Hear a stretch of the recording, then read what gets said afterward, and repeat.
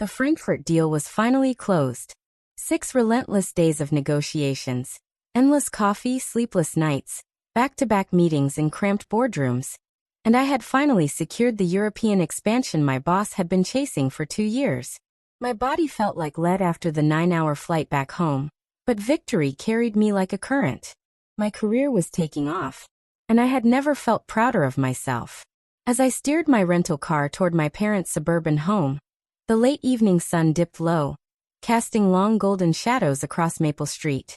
My suitcase rattled in the trunk, packed with souvenirs for Mom and Dad, small tokens of love I'd picked out during rushed lunch breaks in Frankfurt.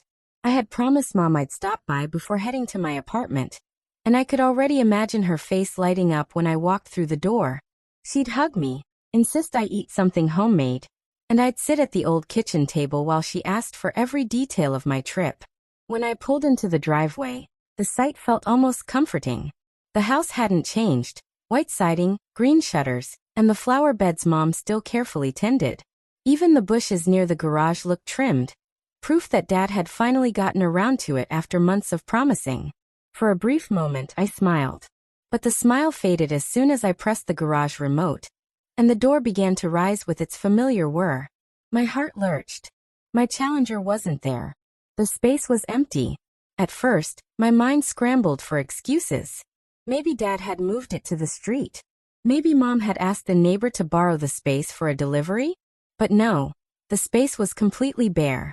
My sleek black Dodge Challenger, the car I had worked 6 years to afford, was gone. I stepped out of the rental, my black pumps pinching with every hurried step. My pencil skirt felt too tight, my blouse wrinkled from the flight. But none of that mattered. My chest was pounding. My car wasn't just a car, it was my dream. I had worked 70-hour weeks, skipped vacations, and denied myself luxuries for years until I could finally afford it. That car represented everything. My ambition, my independence, my sacrifices. And now it had vanished. I burst into the house, my heels clicking against the tiled floor. The smell of Mom's cooking should have comforted me, but instead it felt suffocating. In the kitchen, Mom, Dad, and my sister Kendra sat around the table like they had been waiting for me. Their faces weren't joyful. They weren't surprised. They looked guilty. It was like an intervention. Mom was the first to speak, her voice soft, almost rehearsed. "Avery, honey, don't overreact." My pulse raced. "Where's my car?" Kendra leaned forward, arms crossed, feigning confidence. Her lips curved into a smug little smile that made my blood boil. "It's temporary, Avi. I'll pay it back." "Pay what back?" I snapped. My voice cracked, louder than I intended. Dad cleared his throat, eyes avoiding mine. We had to make a decision. Kendra needed money for her business. "We pawned your car. Got $45,000. The words hit me like a punch to the gut. For a second, I couldn't breathe. "You what?" I finally managed to say. Kendra's smirk didn't waver. "Relax, it's just a loan. My cosmetics line is going to take off. Once it does, I'll pay it back with interest. You'll thank me when I'm successful."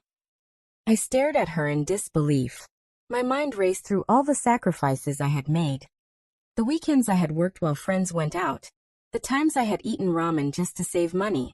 The hours I had poured into building my career, just so I could buy that car. That car wasn't just metal and chrome.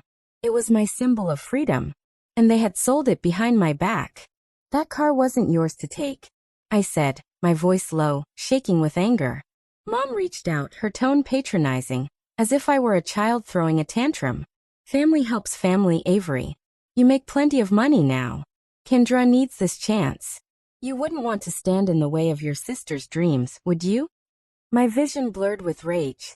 I didn't even realize my hands were trembling until I looked down at them. And then my phone buzzed. I glanced down. It was my insurance company, sending an alert. A lien had been placed on my car. Fraud. They had forged my signature. My jaw clenched so hard it hurt. I looked at them, my family, the people I had trusted most in the world. And I no longer saw love. I saw betrayal. "You have 30 days. I said slowly, every word sharp like glass. "Get my car back, or I press charges." Their shocked faces followed me as I turned and walked out. the weight of betrayal heavier than any suitcase I could carry. And for the first time in my life, I realized my own family wasn't my safe place anymore. They were the enemy. I drove away from my parents' house in silence, my hands gripping the steering wheel so tightly my knuckles turned white. The night outside was quiet, but inside me a storm raged. Betrayal cut deeper than any blade. They hadn't just taken my car. They had stolen my trust, my years of sacrifice, my sense of safety in the one place that was supposed to be home. The first thing I did the next morning was drive straight to the pawn shop listed in the insurance alert. The building was shabby, with flickering neon lights and windows plastered with "Cash Now" posters. I felt sick walking through those doors. Behind the counter, a balding man looked up with a practiced smile. "Can I help you?" "Yes," I said, sliding my ID across. "I'm here about a black Dodge Challenger VIN number." I rattled it off by memory. He tapped at his keyboard, then nodded. "Yep, that's here. Loaned out 45 grand on it. 35 days until auction." My stomach flipped. Auction. He shrugged. "That's how it works. 35 days to repay the loan with fees, or it gets sold." I forced my voice to stay steady. "Whose name is on the contract?" He spun the monitor so I could see. My name. My signature. Only it wasn't mine. The forged signature sat there in black and white, a clumsy imitation that burned itself into my brain. My parents and sister hadn't just pawned my car. They had committed fraud in my name. I felt my throat tighten. "This is fake." The man raised his hands casually. "Take it up with the family. Or the cops. Doesn't matter to me. All I know is you've got 30 days and about 48,000 to pay, counting fees." 48,000. My chest constricted. It wasn't pocket change. It was nearly everything I had in savings. I walked out of that shop shaking, my legs barely carrying me to the car. Sitting in the driver's seat, I let the tears fall. Not just for the car, but for the fact that the people I loved most had put me in this position. The following weeks were chaos. Kendra's grand cosmetics business crumbled almost instantly. She had no supply chain, no reliable vendors, and no customers beyond a handful of her friends. Within 2 weeks, angry buyers were demanding refunds. Her accounts froze, and the little confidence she had came crashing down. But did she admit failure? Of course not. Instead, she showed up at my apartment, her eyes wide and frantic. "Avery, I just need more time," she pleaded, pacing my living room. "If you loan me 20 grand, I can salvage this. I'll double it, I swear." I stared at her, incredulous. "You stole from me, Kendra. You forged my name. And now you want me to give you more money." Her lips pressed into a pout, like we were kids again, and she was trying to manipulate Mom into letting her stay out late. "You have savings. You make so much money. Why won't you help me?" "Because you already helped yourself to my life," I snapped. My voice shook, but this time from fury, not fear. She stormed out, slamming the door behind her. My parents weren't much better. At first, they tried to defend her. Dad would mutter about second chances and family loyalty. Mom would sigh and say things like, "She just needs a break, Avery. Don't be so hard on her." But as debt collectors began calling, as letters started piling up demanding payment, even they couldn't keep up the illusion. I heard Dad's voice one night over the phone, tired and defeated. "I've picked up night shifts at the plant. Your mom's selling her jewelry. We'll figure it out." Mom called a few days later, her voice trembling. "I'm sorry, sweetheart. We should have asked. We should never have done this. I thought we were helping Kendra chase her dream." Her words should have softened me, but they didn't. All I could hear was the echo of that night, her saying family helps family. What about helping me? What about protecting my sacrifices? Meanwhile, I threw myself into work, pulling extra hours, taking every project I could. My coworkers thought I was ambitious. The truth was I was desperate. Every dollar counted. Uncle Harvey, the only one in the family who seemed to have any sense, stepped in with a loan. "Your parents were fools to let this happen," he said bluntly over coffee. "I'll help cover part of it, but don't let them off the hook. Make them pay you back every cent." Piece by piece, the money came together. Dad's extra shifts. Mom's sold heirlooms. Kendra's designer handbags and shoes pawned off one by one, and my own savings, scraped nearly to the bone. Every day felt like a countdown, the ticking clock of that 35-day deadline hanging over me. At night, I'd lie awake, staring at the ceiling, imagining my car sitting in that pawn shop lot. Dust settling on the hood. Strangers walking by, maybe even eyeing it, picturing it as theirs. The thought made me sick. That Challenger wasn't just a car, it was 6 years of my life. It was mine, and I wasn't going to let anyone take it from me. By the end of the month, we had scraped together enough to stop the auction. But the damage had already been done. The car could be saved. The trust? That was gone. Day 30 arrived like the final toll of a clock tower bell. I stood outside the pawn shop with my father and Kendra, each of us carrying envelopes of money, cash scraped together from every corner of our lives. Mom waited in the car, her face pale and drawn. We stepped inside, and the smell of dust and metal hit me again. The same balding clerk looked up. Well, he said with a smirk. Didn't think you'd make it. My throat was tight, but I pushed the envelope across the counter. 48,000 every cent. He counted the money slowly, almost taunting me.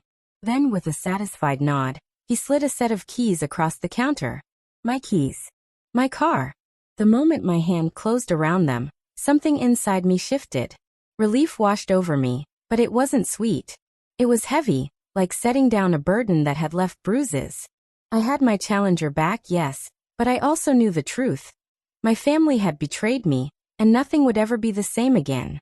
That night, we sat at the kitchen table for what Mom insisted was a family dinner. The food went untouched. The silence was suffocating. Finally, Dad cleared his throat.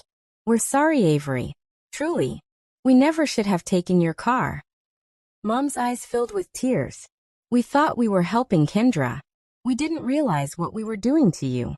Kendra, for once, didn't argue.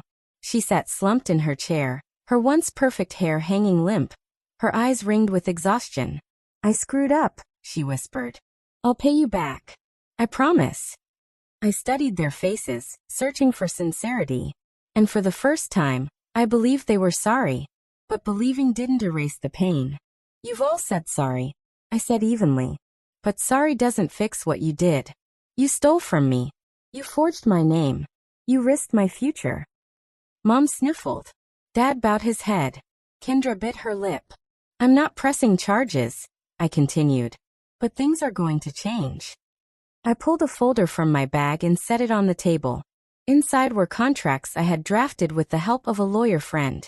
Each outlined repayment terms, monthly installments, deadlines, penalties.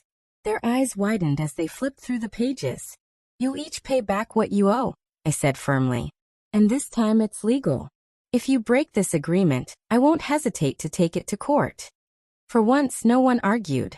One by one, they signed. The sound of pens scratching against paper was the sweetest revenge I could have asked for. The months that followed were different. Dad dragged himself to work at dawn and came home bone-tired, but he made his payments. Mom sold off heirlooms she had clung to for decades. Necklaces, china sets, even her wedding pearls. Every month, she sent me her share with a handwritten apology note tucked inside the envelope. And Kendra learned humility the hard way. Gone were the designer clothes, the manicured nails, the Instagram posts flaunting a lifestyle she couldn't afford. She worked 12-hour shifts at a department store, her paycheck going straight to me. Sometimes she'd drop off the money in silence, unable to meet my eyes. Other times she'd mutter, I'm sorry. Like it was a prayer she didn't quite believe. Did it heal the wound?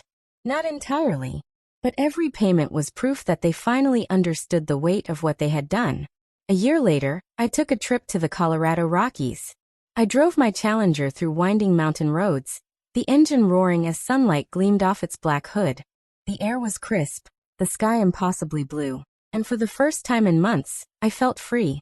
As I gripped the steering wheel, my grandfather's words echoed in my mind. Cars are just metal and chrome. It's what they represent that matters. He had been right. My Challenger wasn't just a machine, it was a symbol. Of my sacrifices. Of my victories. Of my refusal to be broken by betrayal. My revenge hadn't been loud or dramatic. I hadn't screamed or fought or destroyed anyone. My revenge was quieter, sharper. I had forced them to face the consequences of their actions, to pay dollar by dollar for what they had stolen from me. And in the end, I got everything back. My car, my independence, my boundaries. But one thing had changed forever. I would never again confuse loyalty with blind trust. Family could be love. Family could be comfort. But family could also be betrayal. As the sun dipped behind the peaks, I pressed my foot on the gas and let the Challenger fly. This time, I wasn't just driving a car. I was driving my victory. I was driving my revenge.